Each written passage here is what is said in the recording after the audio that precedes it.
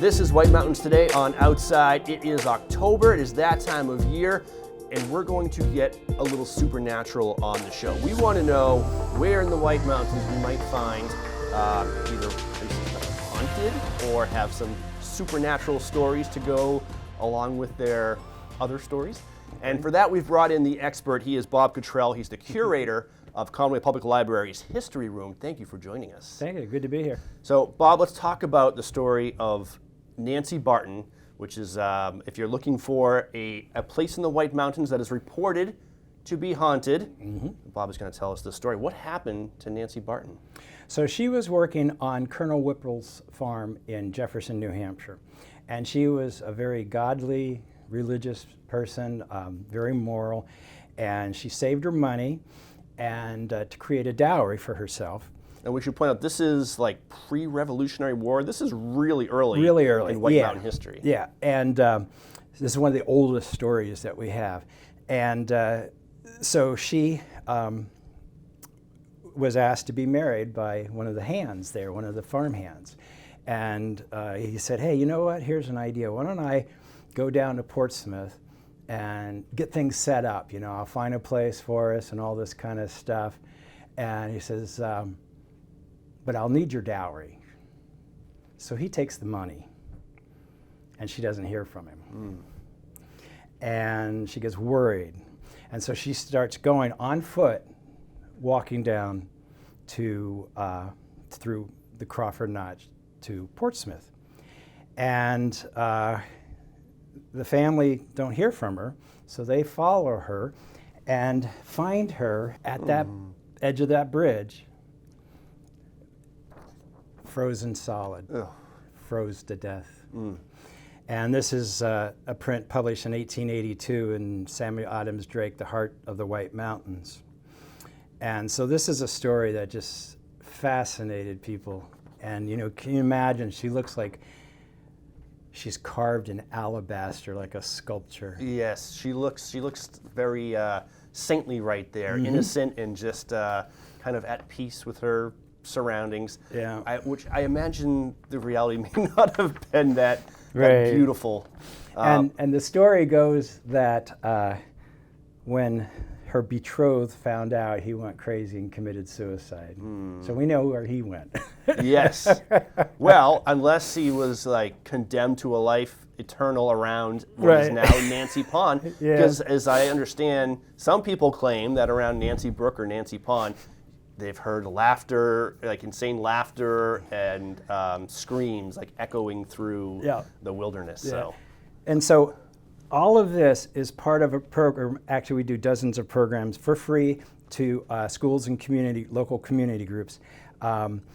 It ties art, obviously, famous artists, and history and science. So I get back to the geology, is that you find this feature all throughout New Hampshire. It's called a flume. Yep.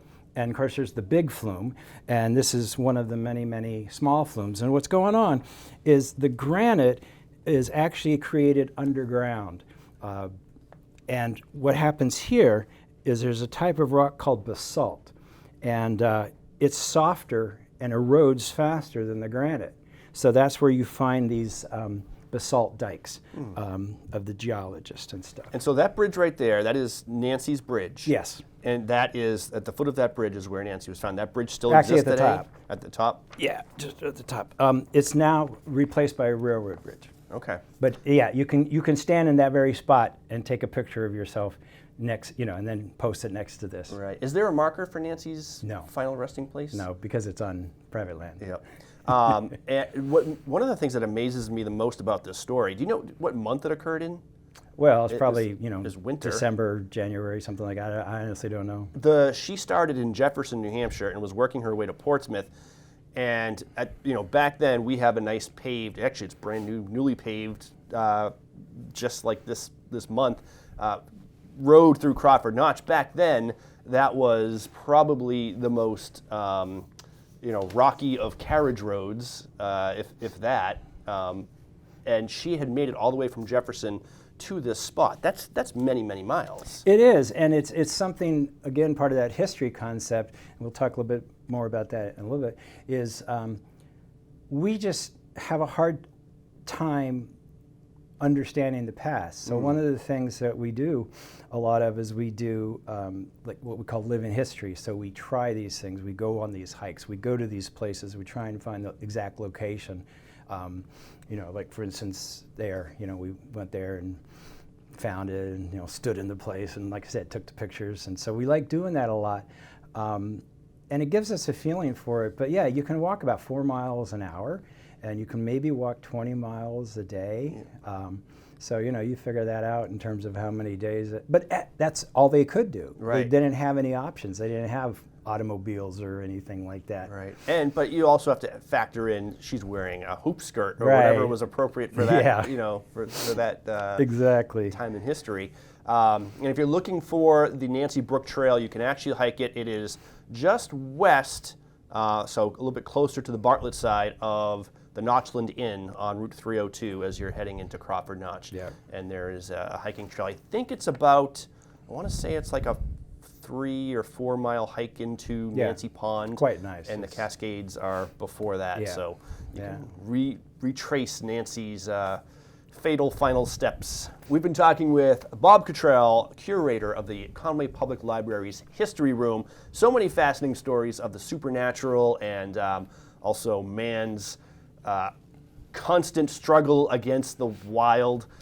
If you want to find out, if you want to visit some of these spots on your own, you can visit thecleo.com, where you'll find all these historical markers and all these fascinating places that have just supernatural and non-supernatural histories.